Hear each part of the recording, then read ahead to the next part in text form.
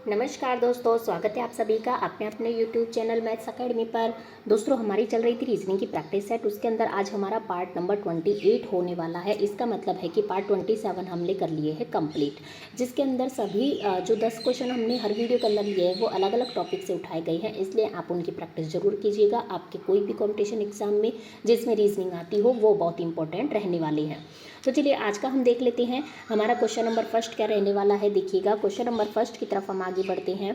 नीचे दिए गए प्रश्न में लुप्त संख्या ज्ञात करें।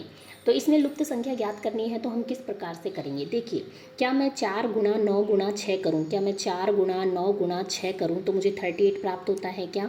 बिल्कुल नहीं प्राप्त होता है, बहुत ज़्यादा संख्या प्राप्त हो जाएगी।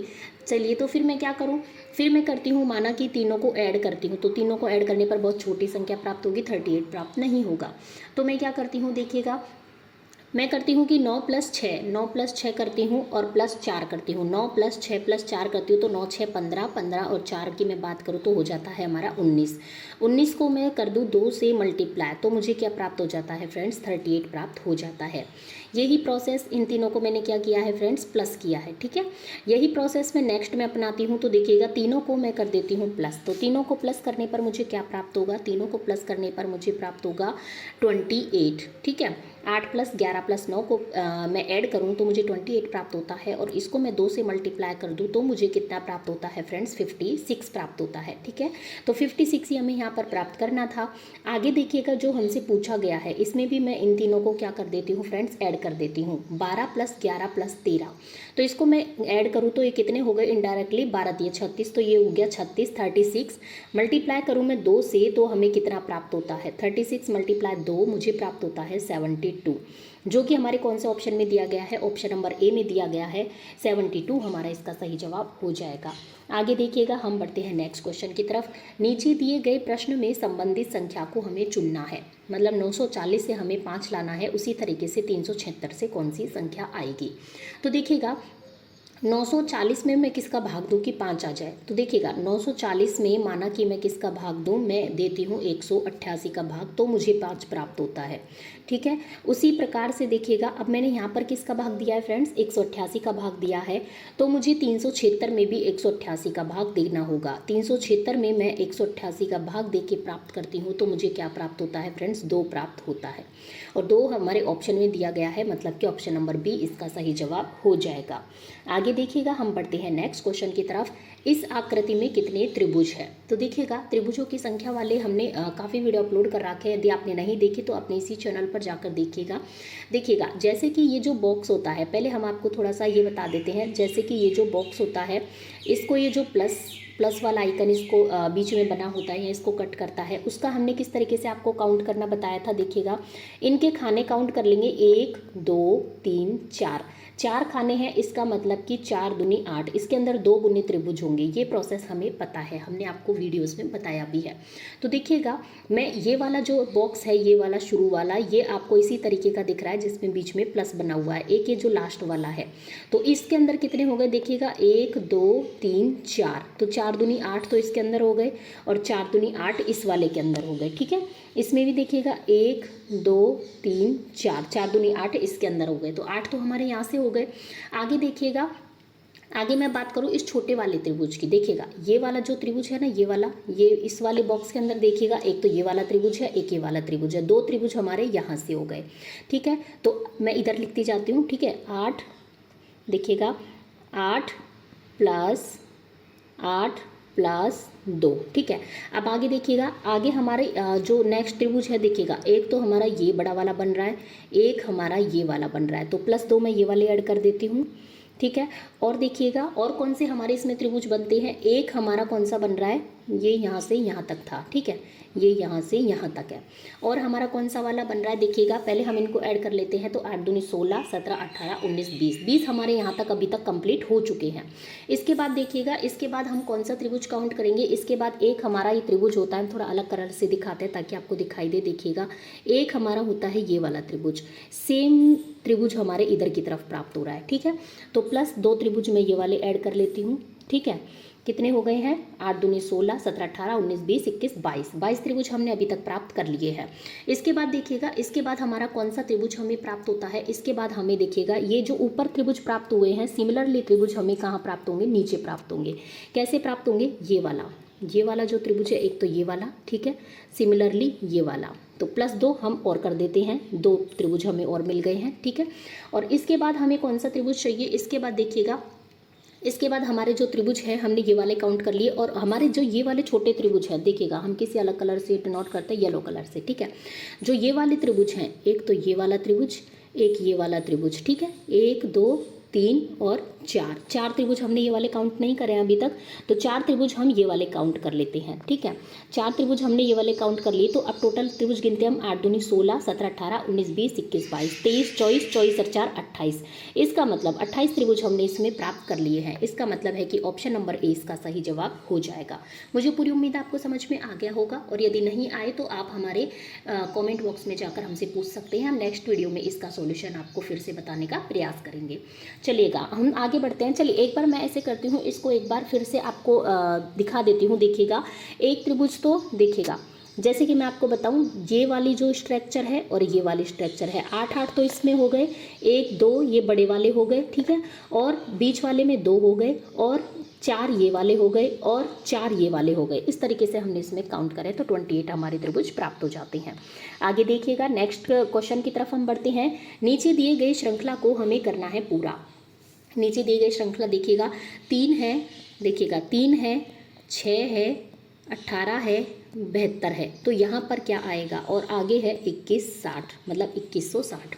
तो देखिएगा, 3 से 6 मैं किस प्रकार प्राप्त कर सकती हूँ, 3 से 6 की तरफ मैं बढ़ूंगी तो मल्टीप्लाई 3 दूना 6, 6 तिया 18, मल्टीप्लाई 3, ठीक है, 18 चौक 72, मल्टीप्लाई बाय 4। इसका मतलब जो हमारी ये चली जा रही है कंटिन्यूअस, जो हमारी सीरीज़ है, इसका मतलब कंटिन्यूअस के हिसाब से मल्टीप्लाई बाय 5 आना चाहिए, और इसके बाद मल्टीप्लाई बाय 6 से 2160 हमें प्राप्त होना चाहिए। तो 72 मल्टीप्लाई 5 करेंगे तो देखिएगा, मैं यदि करूँ 72 मल्टीप्लाई बाय 5, तो देखिएगा 5 दूनी 10, हाथ लगी 1, और 7 पंजो 35, और 1 कितना प्राप्त होता है हमें, 36 प्राप्त होता है। इसका मतलब कि 360 हमें प्राप्त हो गया है। ऑप्शन नंबर डी इसका सही जवाब हो जाएगा। अब आप 360 हमें प्राप्त हुआ है, इसमें 6 का मल्टीप्लाई करके देख सकते हैं, तो हमें कितना प्राप्त हो जाता है, तो हमें 2160 हमें प्राप्त हो जाता है। ठीक है फ्रेंड्स, चलेगा, हम आगे बढ़ते हैं नेक्स्ट क्वेश्चन की तरफ। देखिएगा, ये 3rd हो गया, ये 4 हो गया। अब हमारा आता है क्वेश्चन नंबर 5। क्वेश्चन नंबर 5 हमारे क्या कहता है, क्वेश्चन नंबर 5 है कि यदि वर्षा को जल कहते हैं, जल को वायु कहते हैं, वायु को बादल कहते हैं, बादल को आकाश कहते हैं, और आकाश को समुद्र कहते हैं, और समुद्र को कहते हैं सड़क, तो हवाई जहाज कहाँ उड़ते हैं। देखिएगा, सबसे पहले हमें ये दिमाग लगाना है कि जो ये हवाई जहाज है, ये उड़ते कहाँ पर हैं। ठीक है, हवाई जहाज कहाँ पर उड़ते हैं फ्रेंड्स, हवाई जहाज हमारे उड़ते हैं आकाश में। तो आकाश को हमने क्या कहा है, वही हमारा सही जवाब हो जाएगा। तो देखिएगा, ये वाली लाइन देखिएगा, आकाश को समुद्र कहते हैं, और बातों से हमें कोई मतलब नहीं है, बिल्कुल दिमाग नहीं लगाना है। आकाश को समुद्र कहते हैं, ये लाइन हमारे लिए इंपॉर्टेंट है। तो ऑप्शन नंबर सी समुद्र इसका सही जवाब हो जाएगा। आगे देखिएगा, क्वेश्चन नंबर 6, दी गई आकृति में कौन सा रोमन अंक ऐसे क्रोधित राजाओं जो मोटे को दर्शाता है। देखिएगा, इसके अंतर्गत ये दिया गया है, एक तो जो ये स्ट्रक्चर है ये तो है क्रोधी, ठीक है, और जो नेक्स्ट स्ट्रक्चर है ये नीचे वाली त्रिभुज वाली, ये है हमारे राजाओं को दर्शाती है, और जो स्ट्रक्चर है हमारी ये वाली, ये जो वर्ग है ये हमें मोटा दर्शाती है। ठीक है, तो ऐसा हमें नंबर छाटना है जो तीनों से संबंधित। तो देखिएगा, 3rd ये वाला नहीं आ सकता क्योंकि क्रोधी में है, 2nd नहीं आ सकता क्योंकि इसमें राजा शामिल नहीं है, 5 नहीं आ सकता क्योंकि इसके अंदर मोटा शामिल नहीं है। इसका मतलब ये 4 हो जाएगा। तो 4 ऑप्शन इसका सही जवाब, बी ऑप्शन सही जवाब हो जाएगा। आगे देखिएगा, अब देखिएगा, ईंट दीवार सेल, मतलब ईंट का दीवार से जो संबंध है सेल का किससे होगा। देखिएगा फ्रेंड्स, ईंटों से मिलकर हम क्या बनाते हैं, दीवार बनाते हैं। उसी प्रकार जो हमारी सेल होती हैं, ठीक है, उनसे हमारे क्या बनते हैं, उनसे हमारे मिलकर बनते हैं उत्तक। ठीक है, ये हम जानते हैं, साइंस में हम पढ़ते हैं। तो इसका सही जवाब हो जाएगा ऑप्शन नंबर डी, सेल से मिलकर हमारे बनते हैं उत्तक। जिस प्रकार से ईंटों से दीवार खड़ी होती है, उसी प्रकार हमारे शरीर में सेल से मिलकर उत्तक बनते हैं। आगे देखिएगा, क्वेश्चन नंबर 8 की तरफ हम बढ़ते हैं। क्वेश्चन नंबर 8 है, नीचे दिए गए प्रश्न में संबंधित अक्षरों को चुनिए। CORD से जिस प्रकार ये बनाया गया है, उसी प्रकार LESS से क्या बनाया जा सकता है। तो देखिएगा, मैं लिखती हूँ CORD, इससे हमारे क्या बन रहा है, देखिएगा इससे हमारे बन रहा है एन क्यू सी। तो इनके अंदर हमें डिफरेंस देखना होगा, कौन से वर्ड से कितने डिफरेंस पर दूसरा वर्ड आ रहा है। तो देखिएगा सी से बी की तरफ बढ़ेंगे तो -1 का डिफरेंस है, ठीक है। ओ से एन की तरफ बढ़ेंगे तो -1 का डिफरेंस है। आर से क्यू की तरफ बढ़ेंगे तो -1 का, और डी से सी की तरफ बढ़ेंगे तो -1 का। इसका मतलब LE SS को भी हम -1 के डिफरेंस पर लिखते हैं। तो देखिएगा -1 के डिफरेंस पर मैं इसको लिखूं तो L से -1 जाती हूँ मैं, ठीक है, तो K प्राप्त होता है। E से -1 जाती हूँ तो D प्राप्त होता है। S और S से मैं जाती हूँ तो R और R प्राप्त होता है, KDRR। इसका मतलब ऑप्शन नंबर ए इसका सही जवाब हो जाएगा। नेक्स्ट क्वेश्चन है हमारा क्वेश्चन नंबर 9। नीचे दिए गए अक्षर श्रृंखला को हमें क्या करना है फ्रेंड्स, पूरा करना है। अक्षर श्रृंखला को किस प्रकार से पूरा करेंगे वो देखिएगा। अक्षर श्रृंखला को हमें पूरा करना है तो देखिएगा GLP, हमें क्या क्या दिया है, GLP दिया है, HNR दिया है, इसके बाद हमें दिया है IP और T दिया है, ठीक है। इसके बाद हमें दिया है JRV और इसके बाद हमें ज्ञात करना है। तो देखिएगा हम किस प्रकार से ज्ञात करेंगे। तो देखिएगा G से H किस प्रकार से आया है, +1 करने पर H प्राप्त होता है। L से N किस प्रकार प्राप्त होता है, +2 करने पर। P से R कितने पर प्राप्त होता है, +2, मतलब कि +1 +2 का इसमें डिफरेंस रहने वाला है। इसी प्रकार देखिएगा यहाँ पर देखो मैं सेकंड वाले में H से I +1 पे प्राप्त होता है, N से P +2 पे प्राप्त होता है और R से T +2 पे प्राप्त होता है।